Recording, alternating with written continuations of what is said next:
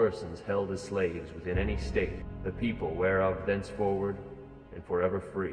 And the executive government of the United States will recognize such persons as being free, and will do no act or acts to repress such persons in any efforts they may make for their actual freedom. After the Emancipation Proclamation was signed by Abraham Lincoln on January 1st, 1863, hundreds of thousands of newly freed African Americans had no place to go. Many of them remained on plantations in the South. So it was a system, it was another system that was created right out after the emancipation.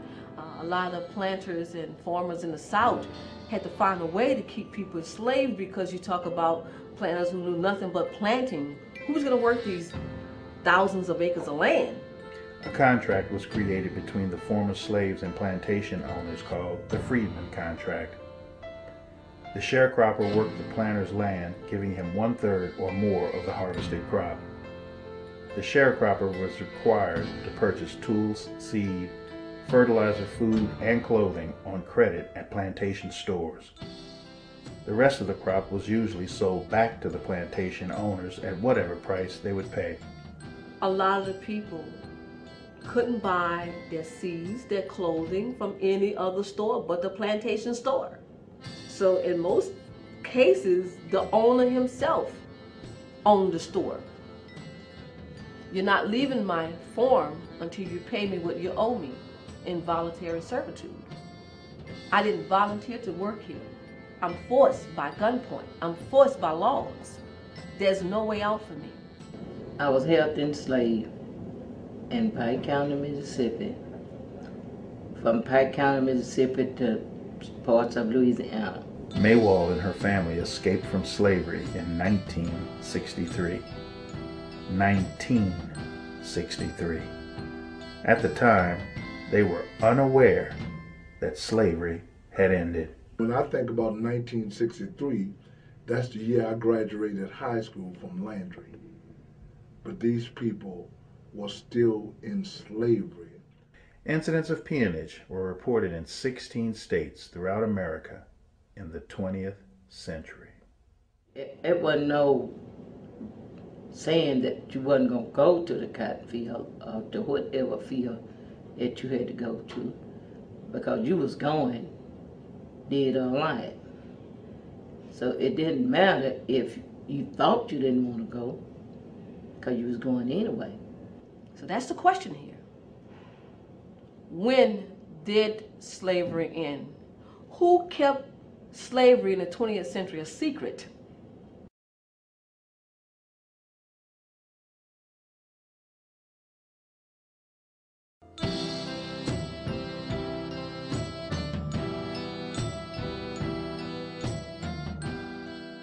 This is to call your attention to the alleged peonage now existing in the flood relief camps at Vicksburg, Yazoo City, and other points in Mississippi. These people are herded into camps of 5,000 or more, and soldiers from the National Guard are used to let none out of these camps and to keep people from the outside from coming in and talking with them.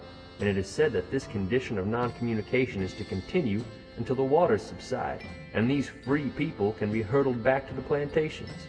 It is also said that the planters hold their labor at the point of a gun for fear that they would get away and not return.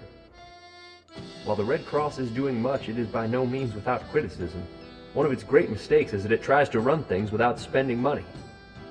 Under such circumstances, the value of money must necessarily pale into insignificance. When we're talking about slavery, everybody that was around was living the same kind of life that we was living. So I never knew that slavery was over. Miss Miller, we got to be talking about some part of India or Africa or something. Surely, 1963, this couldn't happen in America. If we can visualize slavery from the beginning of slavery, and we look at the same system that put us in slavery, how is it that we should have any doubt? Because it is not in the history books? Because many people refuse to look? How many of us went back into those rural areas to see if everybody left off these plantations at one time? Did we ask any questions? Where did they go? Who would they go to? As I got older, I learned the daddy may be the sheriff. When you couldn't talk to nobody, no, everybody was in the same condition. The grandpa might be the judge. The son may be the DA. So when someone come to me and say, I didn't get my freedom until 1965, I believe them because I've seen the index at the National Archives that said peonage cases to 1973. I'm here at the National Archives located in Washington, D.C. in College Park. What you're looking at in these boxes here, these are what you call the peonage files. Many of these files was filed by the NAACP to the Department of Justice. So each one of these boxes would represent different states. There was 13 states that I filed peonage. I want to call your attention to a part of the USA that has between 300 to 500 Negroes bound in slavery, according to information I received from a colored woman that escaped there Tuesday.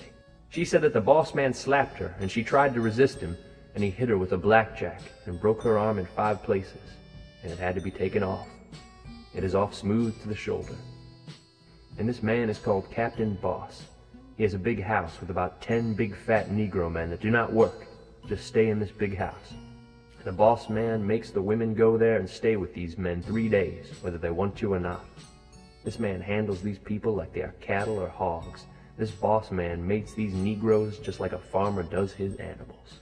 And in some counties and parishes, the sheriff, the constable, all of them worked together. So they had no outlet to talk to anyone about peonage.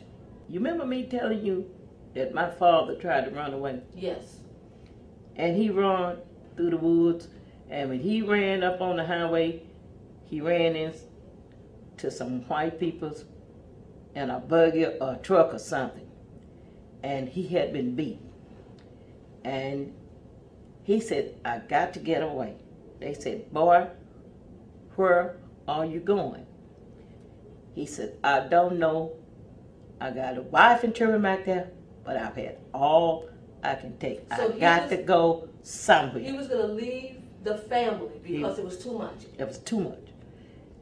A man who loved his wife, a man who loved his children, who would die for his children, he was willing to leave his family. He was willing to leave his family.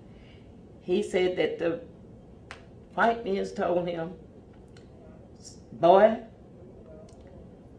I know somewhere we're going to take you. We're going to take you and enroll you in Uncle Sam's army. And my father said he was so relieved. They put him in that back of that wagon or whatever they had, laid him down. He said, and when he arose, he thought they had him where they had carried him, supposed to be after he run to help him get away. And he rolled back on the plantation. Did they beat him? They beat him and beat him some more. They brought him back to the plantation, said, here this boy here. He was trying to run away. I am handing you a letter from a darky, which is rather difficult to read, but which refers to the forced detention of a family on the plantation of Mr. Sel Jones, at or near Shockey, Mississippi. I will state that within the past month, at least 5 Negroes have been to me with pitiful tales as to the way they have been beaten up, leaving their families on this place. It looks as if peonage was practiced on this place to quite an extent, and if your department could make an investigation, I believe you would unearth a bad condition there. Earl Brewer, Governor.